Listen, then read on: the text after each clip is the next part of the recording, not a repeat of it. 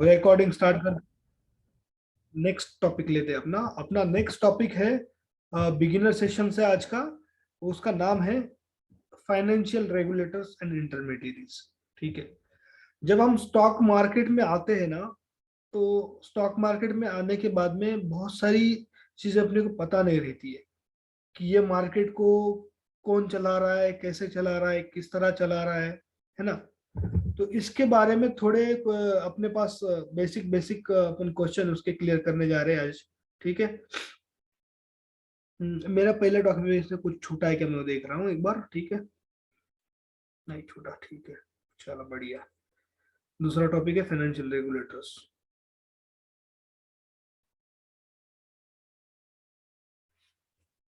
अभी financial regulators की जब बात आती है ना, तो अपन जो शेयर लेते हैं और शेयर बेचते हैं, तो उसके एक प्लेटफॉर्म है। यानी उसकी हमने आसान अगर इसमें बोला, यहाँ पर किसी को प्रॉब्लम है, आवाज नहीं आ रही है।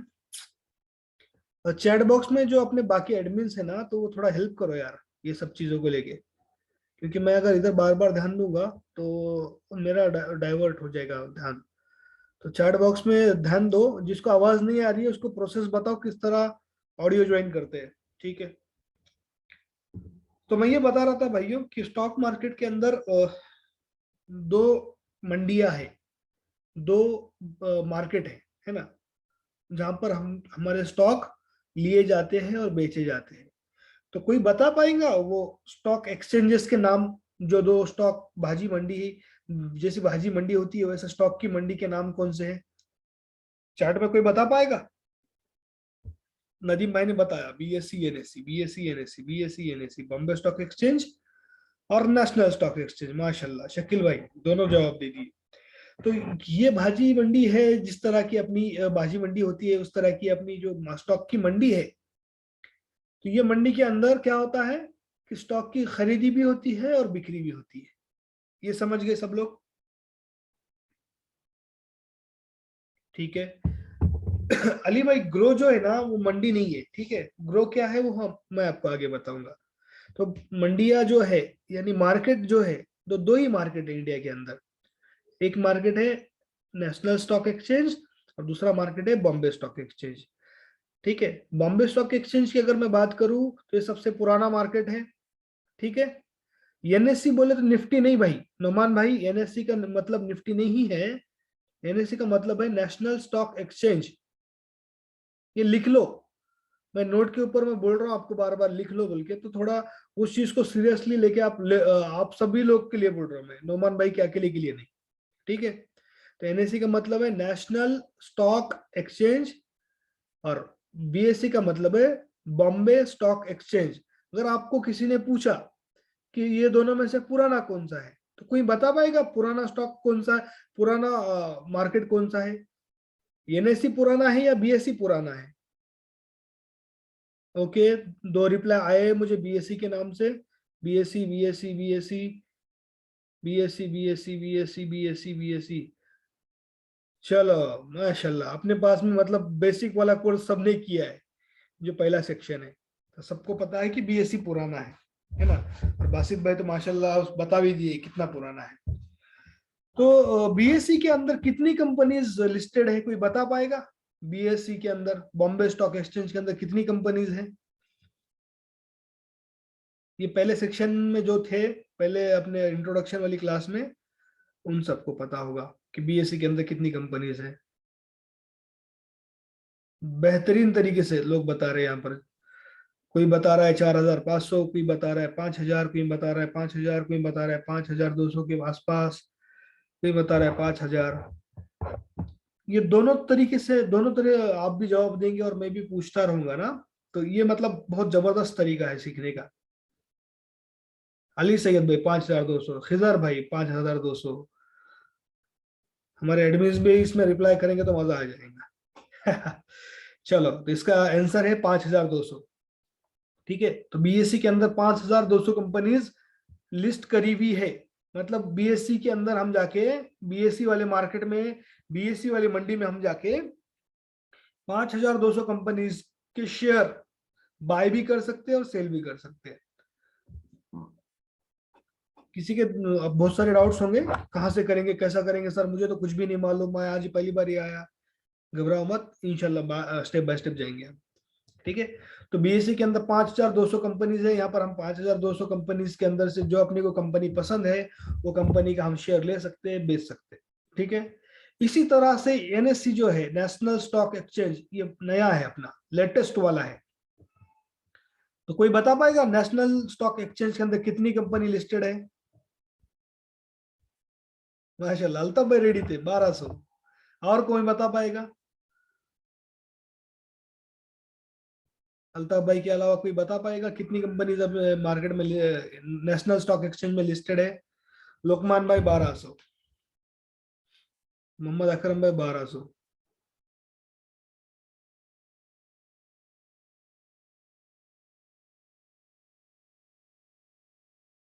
और कोई है? 1200 प्लस लिखा है किसी ने।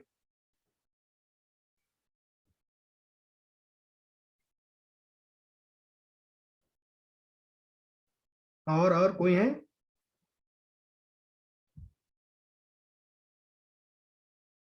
एकदम करेक्ट अरशद भाई, बहुत सही। आप थोड़ा सा नियर बाई नियर अबाउट है। तो 1900 कंपनीज के अराउंड कंपनीज एनएससी में लिस्टेड है। 1900 के, 1920 का एक आंकड़ा हम फिक्स नहीं बोल सकते। ठीक है। कहीं पे अपने को आपको देखने भी मिलेगा 1800, 1600, लेकिन लेटेस्ट के हिसाब से 1900 कंपनीज कहाँ पे लिस्टेड है भाई लोग? एनएससी के अंदर। और बीएससी के अंदर 5200। चलो ये बेसिक अपना क्लियर हो गया। तो इसके बाद हम देखेंगे कि मार्केट में कौन कौन काम करता है। जैसा आप मैं काम कर रहे, ठीक है, उस तरह से और भी कोई कोई लोग हैं, वो भी काम करते हैं। ऐसा कुछ सुल्तान भाई आप पूछ रहे अच्छा कौन सा है? दोनों अच्छे हैं। जो कंपनी आपको लेना है वो कंपनी जहां पे मिलेगी वहां पे ले लो, जो मार्केट के अंदर आपका आपका मन जहां पे जाएगा वहां पे आप जा सकते है ना। वो तो एक मार्केट है ना। तो हमको क्या करना है, कोई भी मार्केट में जाना है और अपने को जो कंपनी चाहिए वो कंपनी वहां से खरीदना है। चाहे एनएससी हो बीएससी हो, उसका कुछ मैटर नहीं करता। और फिलहाल लेकिन एनएससी तो पॉपुलर है, बीएससी इतना पॉपुलर अभी नहीं रहा पहले जैसा। तो अपन जिस तरह काम करते हैं, आप है मैं है, हमको मार्केट में रिटेल इन्वेस्टर बोला जाता है। क्या बोला जाता भाइयों? Retail investor. ठीक है।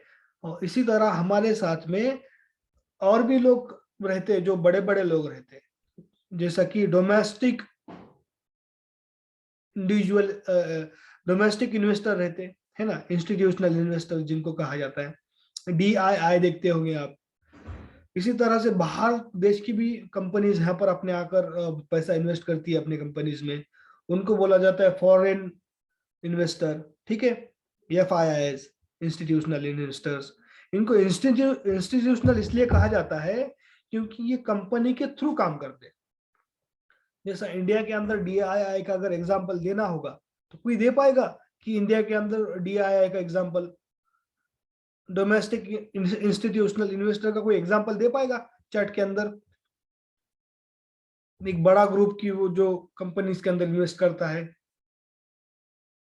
एक हो गए तुम हम, और एक हो गए कि बड़े कंपनीज जो कि दूसरी कंपनीज के अंदर इन्वेस्ट करती है। नहीं, टाइटन जो है ना कंपनी का नाम है सिर्फ, खिजर भाई। ठीक है, मैं उसका जवाब देता हूँ आपको। जैसा कि आप एलआईसी को, एलआईसी आपको मालूम होगा, एलआईसी एक नॉर्मली क्या है कि आपका इंश्योरेंस निकाल के देते हैं। ठीक है। तो ये लोग क्या करते हैं, जो लोगों के पास से पैसा आता है तो लोग तो उनको बहुत टाइम तक पैसा देते हैं, 10 साल 20 साल तक। तो ये लोग क्या करते हैं, उसको पैसे को वैसे ही नहीं रखते। ये लोग क्या करते हैं, मार्केट में लगाते हैं। पूरा पैसा मार्केट में नहीं लगाते, कहीं बैंक्स में भी लगाते हैं। वो उनके अलग अलग तरीके हैं। तो वो स्टॉक मार्केट में भी लगाते हैं एलआईसी वाले लोग। ठीक है। तो वो हो गए डायरेक्ट इंस्टीट्यूशनल इन्वेस्टर। अब नोमान भाई ने बताया था कि म्यूचुअल फंड ऑपरेटर्स, ठीक है, ये भी बराबर है कि कोई म्यूचुअल फंड रहता है, वो म्यूचुअल फंड वाले भी क्या करते हैं, बहुत सब लोगों से पैसा जमा करते हैं और मार्केट में लगाते हैं। इनको भी हम डीआईएस बोल सकते हैं। इस तरह से फॉरेन इन्वेस्टर भी रहते हैं कि जो बाहर देश की कंपनीज है, बड़े बड़े बड़े ग्रुप, वो ग्रुप अपने इंडिया के अंदर भी पैसा लगाते हैं। इनको बोलते हैं FII, फॉरेन इंस्टीट्यूशनल इन्वेस्टर, और DIIs। और तीसरा कौन हो गया? हम रिटेलर लोग। यहां तक समझे?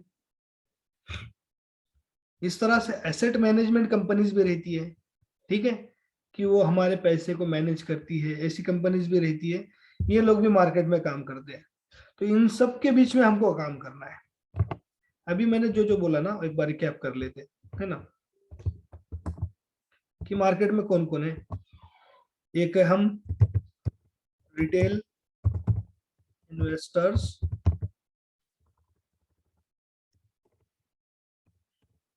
दूसरे हैं FIIs, यानी बाहर देश से लोग आके अपनी कंपनी में, इंडिया के इसमें माल डालने वाले, माल खरीदने वाले FIIs।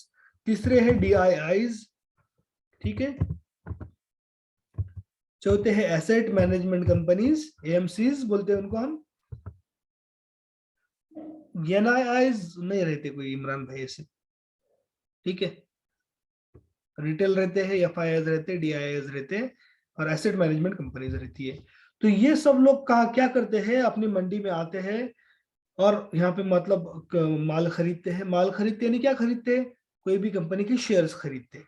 उसको हम अपनी आम भाषा में, मैंगो भाषा में, आसान भाषा में माल बोलेंगे, है ना, कि माल खरीदते हैं।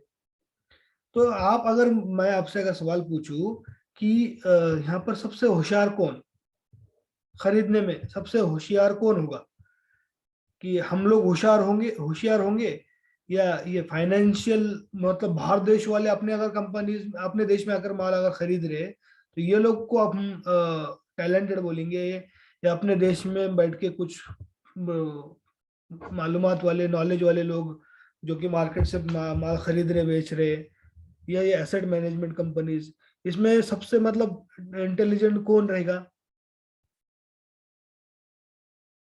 बराबर, बराबर। FIIs का जवाब आ रहा है, नॉलेज वाले लोग का जवाब आ रहा है। अरशद भाई बोलते हैं, आ रहा है रिटेल इन्वेस्टर। अच्छा, अरशद भाई का भी ये भी मतलब सोचना है। अरशद भाई, सबसे कम और सबसे लेट नॉलेज अगर किसी को मिलता है मार्केट में, तो वो हम लोग हैं।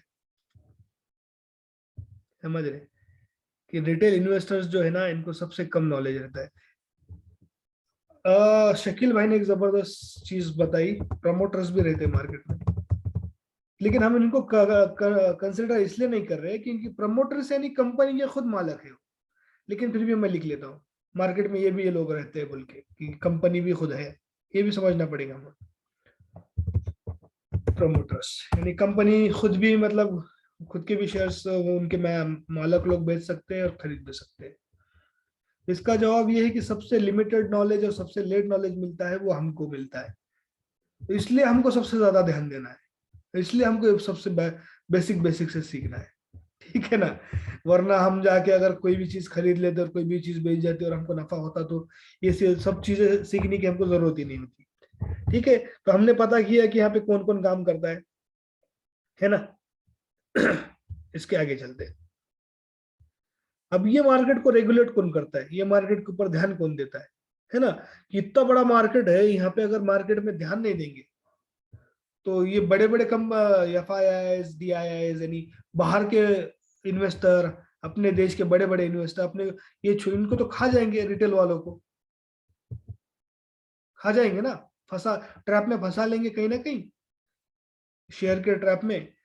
जैसा मैं हर बार एक एग्जांपल देता हूँ, अगर आपको कोई चीज का नॉलेज नहीं है, कोई मंडी का, अगर आपको मार्केट से जाके सबसे आसान अगर चीज बोलना चाहूँ मैं, अगर आपको मार्केट से जाके प्याज भी खरीदनी है, ठीक है, मतलब प्याज का भी व्यापार करना है, आपको प्याज भी लेके बेचना है, तो उसके लिए आपको ये भी पता करना पड़ेगा कि ये कौन सी क्वालिटी की प्याज अच्छी है, कौन सी क्वालिटी की प्याज ज्यादा दिन तक रहती, कौन सी भी क्वालिटी की प्याज का क्या रेट अभी आप अगर खरीदेंगे तो वो आगे महंगे में हम बेच पाएंगे। अगर ये प्याज का भी सोचा जाए, तो हमको इतना स्टडी करना पड़ता, और ये भी सोचना पड़ता कि हमको इसको कहाँ से खरीदना है और कहाँ ले जाके बेचना है।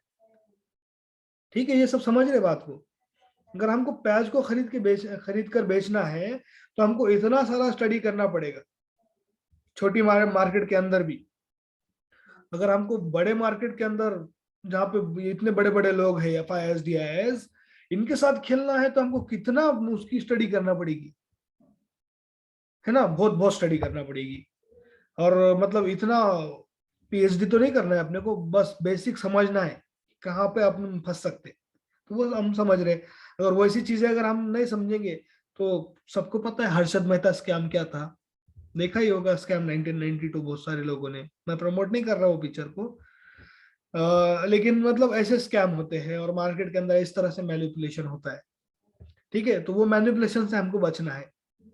ठीक है, तो ये सब लोगों के बारे में आप एक बार क्या कर लो, इसका स्क्रीनशॉट ले लो स्क्रीन का, और ये हर एक के बारे में थोड़ा थोड़ा स्टडी करो इंटरनेट के ऊपर जाके कि ये मतलब क्या होते हैं क्या नहीं, अगर किसी को कुछ डाउट होगा तो। अगर इसके आगे हम चलते हैं तो सबसे इंपॉर्टेंट रोल आता है, फिर ये मार्केट को संभालेगा कौन? वो संभालने वाले का नाम है SEBI। कौन बताएगा सेबी का नाम, सेबी का लॉन्ग फॉर्म? चलो कमेंट में बताओ भाइयों, किसी को पता होगा तो। सेबी का लॉन्ग फॉर्म, ये पुलिस है, शेयर मार्केट की पुलिस बोलेंगे इनको, सेबी को।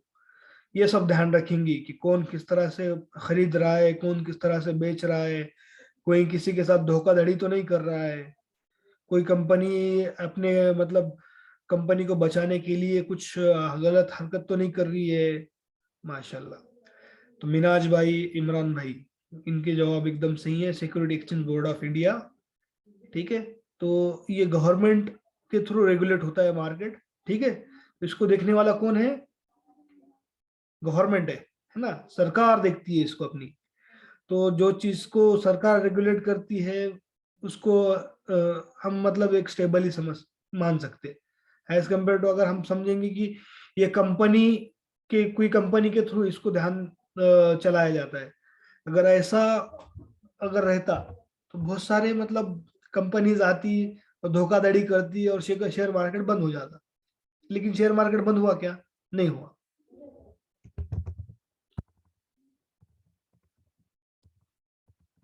मार्केट बंद क्यों नहीं हुआ? क्योंकि इसको गवर्नमेंट रेगुलेट करती है, जिसका नाम सभी भाइयों ने माशाल्लाह तरीके से करेक्ट दिया है, SEBI, security exchange board of India. तो सेबी क्या करती है कि एकदम फेयर बिजनेस प्रैक्टिस हो। ठीक है, स्टॉक ब्रोकर और सब स्टॉक ब्रोकर जो रहते हैं, जो खरीद बेचने के लिए अपने को मदद करते हैं, इनके ऊपर ध्यान रखती है। ये जो बड़े बड़े लोग हैं इनके ऊपर ध्यान रखती है। ठीक है, फिर उसी के साथ ही साथ कोई कंपनीज मार्केट को मैनिपुलेट करके खुद का फायदा गलत नंबर बता के, कुछ कंपनीज ऐसी भी रहती है कि उनका नफा नहीं होता है, लेकिन वो बताती है कि हमको इतना इतना नफा हो रहा है। तो वो नफा देख के हम जैसे लोग क्या समझते हैं कि हाँ ये कंपनी बहुत ग्रोथ कर रही है, लेकिन एक्चुअल में ऐसा नहीं रहता। सत्यम स्कैम के बारे में आप पढ़ लेना, सत्यम स्कैम, ये लिख लो, किसी को लिखना होगा तो लिख लो। सत्यम स्कैम क्या हुआ था, एक कंपनी ने घोटाला किया था पूरा। 2008 में मार्केट क्रैश हुई थी पूरे दुनिया में, मैं इंडिया की बात नहीं कर रहा, पूरे दुनिया की मार्केट क्रैश हुई थी। तो वहां पे लेहमन ब्रदर स्कैम पढ़ लो आप, लेहमन ब्रदर का स्कैम क्या था, इंडिया के अंदर सत्यम स्कैम क्या था, हर्षद मेहता स्कैम क्या था। ये स्कैम ना हो इसलिए सेबी आई है, ये पुलिस आई है, ये ध्यान रखती है। और इसी के साथ साथ सेबी क्या ध्यान रखती है कि ओवरऑल मार्केट की ग्रोथ होती जाए, मार्केट नीचे ना जाए। ओके, चलो इसके बाद में आता है नंबर डिपॉजिटरीज। डिपोजिटरीज, ठीक है।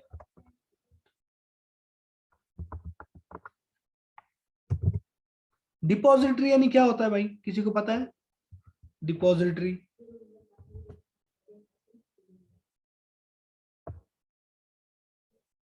कोई भी एक कमेंट में बता सकता है? Okay, no idea. डिपॉजिटरी यानी, ओके आ गया एक जवाब तो आ गया, लेकिन थोड़ा सा रह गया लिखने में बाकी के जल्दी जल्दी में। तो मैं क्विकली बता देता हूँ। इंडिया के अंदर 2 डिपॉजिटरीज है, इनके अगर नाम लिख दूंगा तो आप समझ जाएंगे।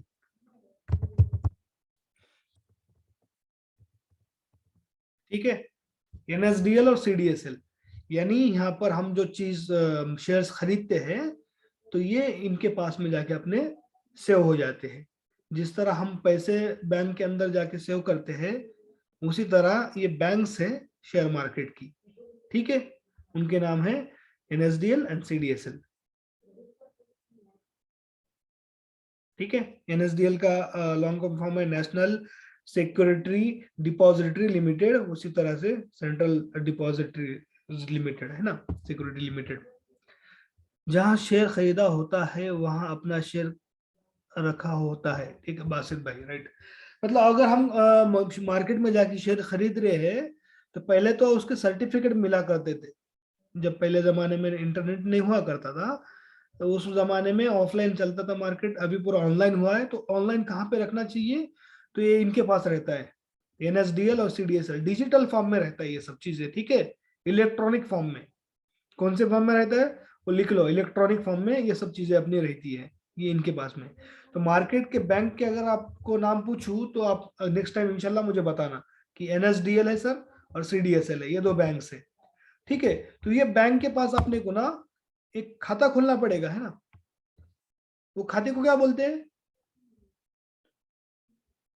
शेयर मार्केट के अंदर अपने को एक खाता खोलना पड़ता है।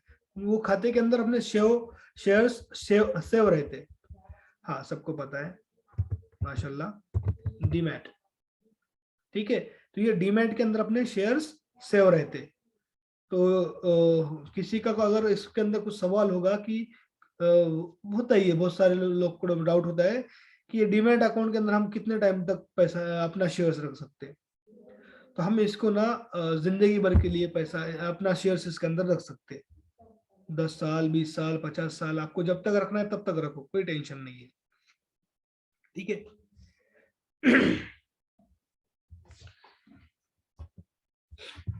चलो, डीमैट अकाउंट समझ में आ गया सबके। ओके,